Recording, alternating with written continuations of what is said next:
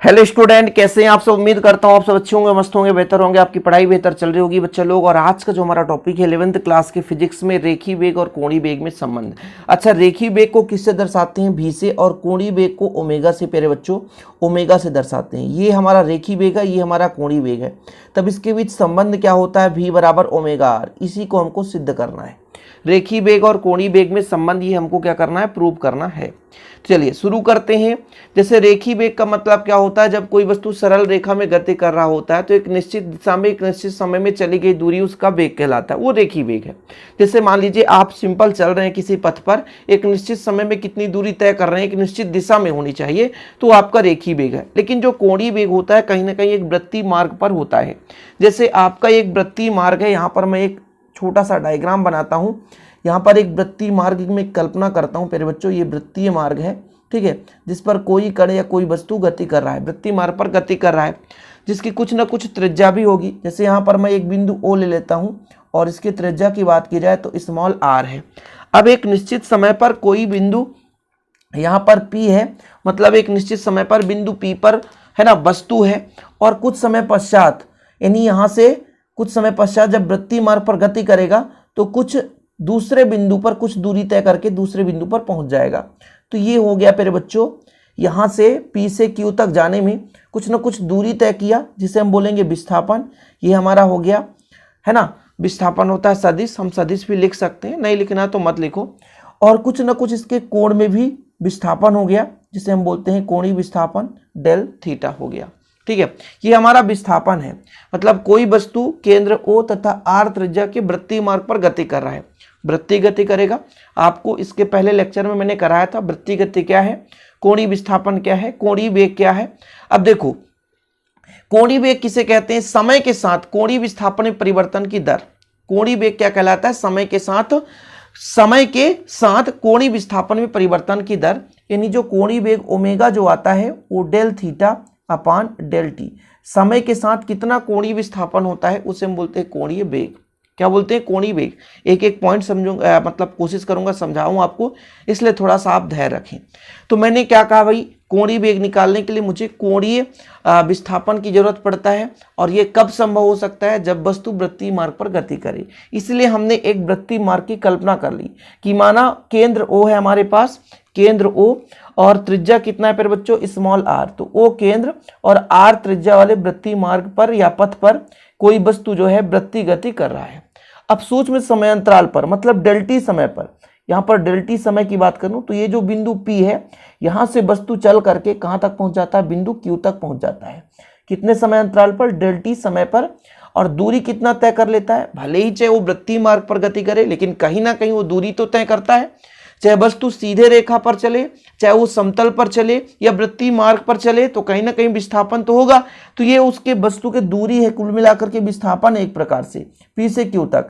लेकिन कोण में कितना विस्थापन है? तो अल्प कोण भी घूम गया भाई, स्थिति में परिवर्तन हुआ तो कोण में विस्थापन हो गया। तो डी थीटा यानी डेल थीटा मान सकते हैं या डी थीटा ले सकते हैं। तो डेल थीटा इसके कोण में विस्थापन हो गया, डेल थीटा। यही चीज पूरा लिखा है कि माना कोई वस्तु O केंद्र और R त्रिज्या वाले वृत्तीय पथ पर वृत्तीय गति कर रहा है। सूक्ष्म समयांतराल डेल टी में डेल S दूरी तय करके P से Q तक पहुंच जाता है, P से Q तक पहुंच जाता है। तब इसका कोणीय विस्थापन कितना होगा? कोणीय विस्थापन का फार्मूला होता है फिर बच्चों, कोण बराबर होता है चाप बटे त्रिज्या। चाप का मतलब है P से Q तक कितना विस्थापन, तो चाप हमारा डेल S है, कितना है? डेल S, और त्रिज्या कितना? R है। ये कोणीय विस्थापन का फार्मूला, कोण बराबर चाप बटे त्रिज्या, कोण बराबर चाप बटे त्रिज्या। ये आपका डायग्राम बना हुआ है, मैं एक मतलब आपको समझा भी दिया।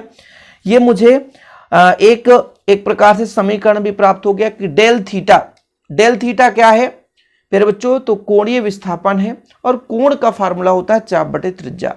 अब दोनों पक्षों में डेल टी का यदि भाग दूं तो कितना हो जाएगा? डेल थीटा हाई है बटा डेल टी हो जाएगा, और यहां पर प्यारे बच्चों डेल एस है बटा डेल टी हो जाएगा, और 1/r है तो 1/r ही रहने देता हूं। दोनों पक्षों में डेल टी का भाग दे दिया।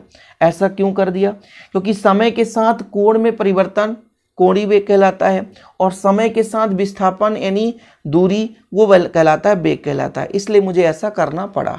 एक चीज़ समझना, ये चीज़ ऐसा क्यों किया मैंने, क्योंकि समय के साथ वही समय लेना पड़ेगा, इसलिए दोनों पक्षों में डेल टी का भाग दे दिया गया। तो ये मुझे एक इक्वेशन मिल गया, डेल थीटा बटे डेल टी, डेल एस बटे डेल टी। दोनों पक्षों में लिमिट लगा दें। लिमिट का मतलब समय अत्यंत कम हो, तो जब लिमिट लगाएंगे तो कुछ इस प्रकार से हो जाएगा। लिमिट लगाएंगे समय अत्यंत कम हो, यानी डेल टी का मान बहुत ही कम हो, सूक्ष्म हो, तो डेल थीटा बटे डेल टी हो गया, बराबर इधर भी लिमिट लगा दो, limit del T tends to 0, तो इधर डेल एस बटे डेल टी हो गया, और 1/r है तो 1/r रहने दो, कोई दिक्कत नहीं। अब प्यारे बच्चों, ये जो हमारा del theta upon del T है, यानी ध्यान देना, limit del T tends to 0, अत्यंत कम हो समय, डेल थीटा बटे डेल टी, यानी ये डी थीटा बटे डी टी कहलाता है, जो कि कोणीय वेग है। क्या है? कोणीय वेग है। ठीक है, यहाँ तक क्लियर है कोणीय वेग।